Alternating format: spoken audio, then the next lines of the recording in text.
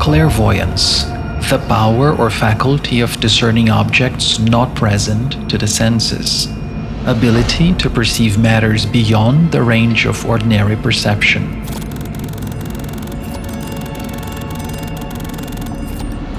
What a person sees depends upon the sensitivity of their eye. Some people can distinguish objects at a distance, which makes them invisible to other people.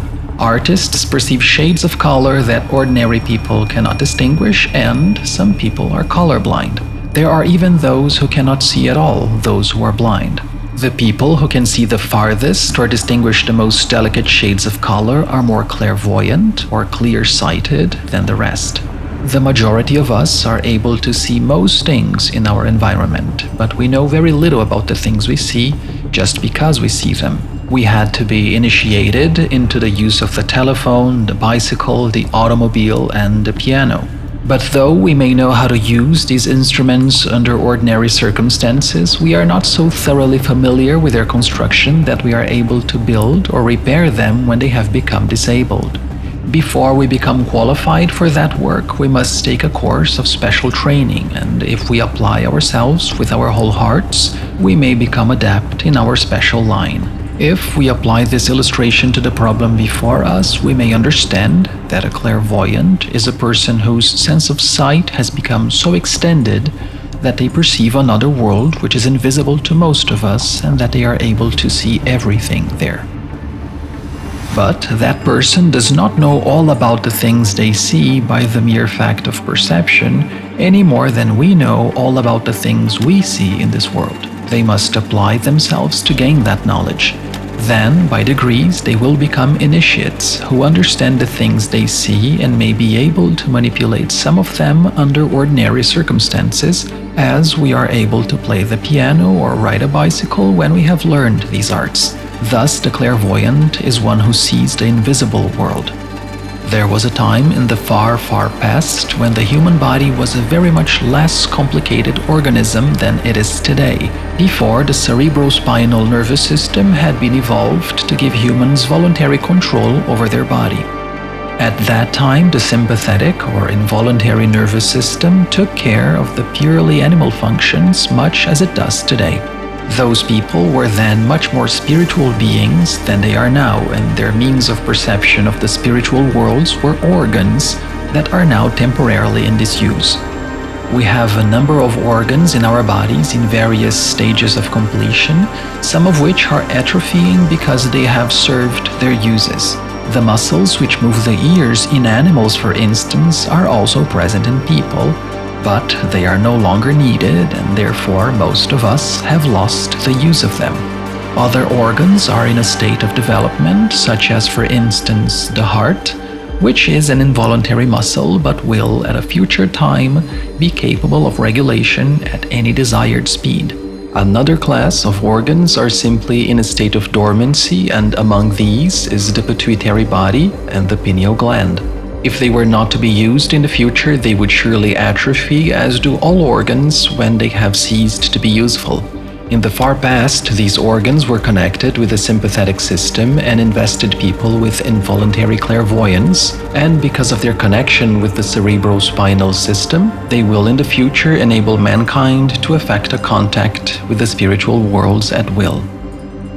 It is easier to roll a stone downhill than to roll it uphill. Retrogression is more readily accomplished than progression, and when people seek for development in a negative condition, they readily renew the negative activity of the pituitary body and the pineal gland, and become negative clairvoyants. But as any faculty which is exercised by means of the involuntary nervous system and not by the power of will, this faculty is, of course, sporadic in mediums. At times, when the power is on, they can contact the spiritual worlds in a limited way. At other times, when the power is off, they are unable to see. Those who consciously evolve their spiritual faculty control the vibration of the two little organs named by willpower and have no off days. The power to see is theirs at any and all times, thus, in their hands, clairvoyance is an accurate means of investigation, but it should be understood that, as it is necessary to investigate in this world before we know something, so it is also in that world. Many people are foolishly skeptical concerning the existence of superphysical worlds and senses, but people who think that when a person sees in the invisible worlds, he or she at once knows everything about them, are equally foolish. A blind man who has acquired the faculty of sight by an operation affords an illustration of the fact that we must learn to see here in the physical world, for at first he very often shuts his eyes, declaring that it is easier to walk by feeling than by sight, because he has not yet learned to gauge distances. Before people have been trained, the mere fact of clairvoyance is not of much use to them, and the idea that because they see they necessarily know everything is gratuitous. We who have seen here all our lives do not know all about everything in this world. Neither do the people who see know all about the other world. Besides, the forms here are stable and do not easily change, while the matter of sight and knowledge is complicated in inner worlds by the plasticity of the forms there, for they often change in the twinkling of an eye in response to thoughts of entities who function there. To evolve voluntary clairvoyance is an arduous task, and this faculty therefore is possessed by few, while negative clairvoyance unfortunately has been developed by many who had no high ideals to prevent prostitution of their faculty for gold. In the waking state, the different vehicles of the ego, the mind, desired body, vital body, and dense body are all concentric. They occupy the same space, and the ego functions outwardly in the physical world. But at night, during the dreamless sleep, the ego, clothed in the desired body and the mind, withdraws, leaving the physical and the vital body upon the bed, there being no connection between the higher and the lower vehicles, save a thin glittering thread called the silver cord. It happens, however, that at times the ego has been working so interestedly in the physical world, and the desired body has become so stirred up that it refuses to leave the lower vehicles and is only half withdrawn. Then the connection between the sense centers of the desired body and the sense centers of the physical brain is partly ruptured. The ego sees the sights and scenes of the desire world, which in themselves are extremely fantastic and illusory, and they are transmitted to the brain centers without being connected by reason.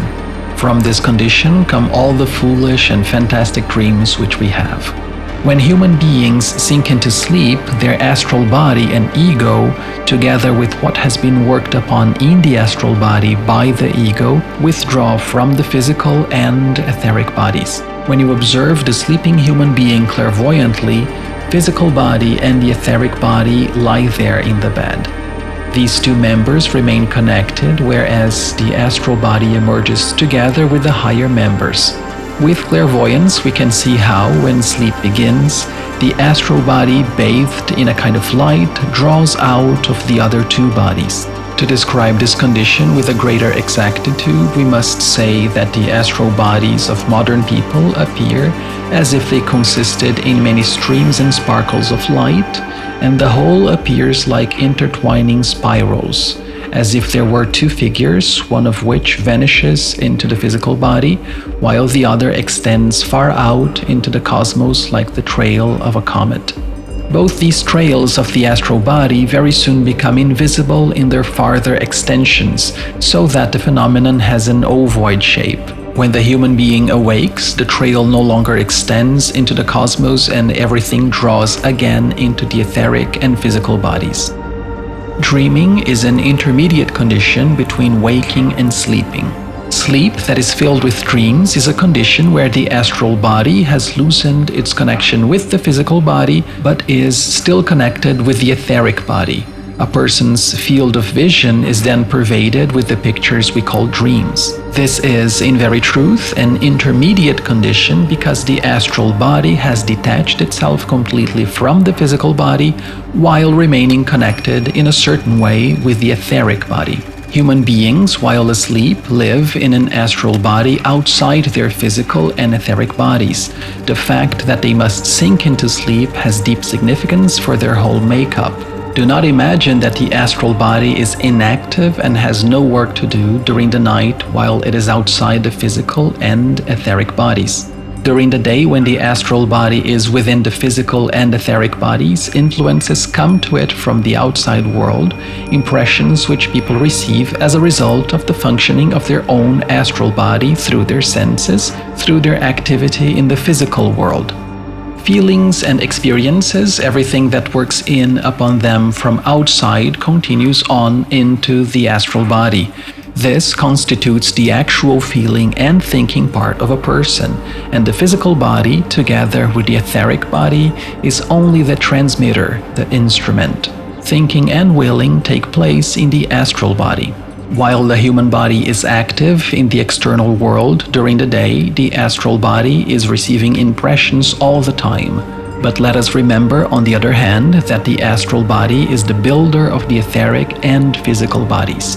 Just as the physical body with all its organs has hardened out of the etheric body, so everything that streams and is active in the etheric body has been born out of the astral body.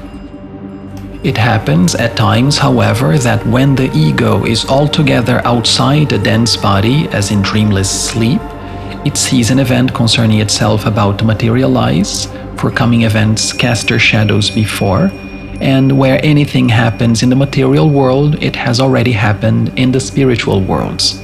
Upon awakening from such an experience, it is possible that the ego succeeds in impressing the brain with what it has perceived, which may be interpreted as a prophetic dream or event to come true, which the ego, if its fate permits, may modify by a new action. For instance, if warned of an accident, it may take steps to counteract the impending calamity. There comes a time in some people's lives when they begin to live a higher life. Then, gradually, through certain exercises, they evolve the faculty of leaving their body consciously at night or at any other time. They are then perfectly conscious of the invisible worlds. They can go wherever they please in minutes of time, and as they learn how to consciously work in those invisible worlds, they do not dream any longer, but live another life that is fuller or more real than the one they now live.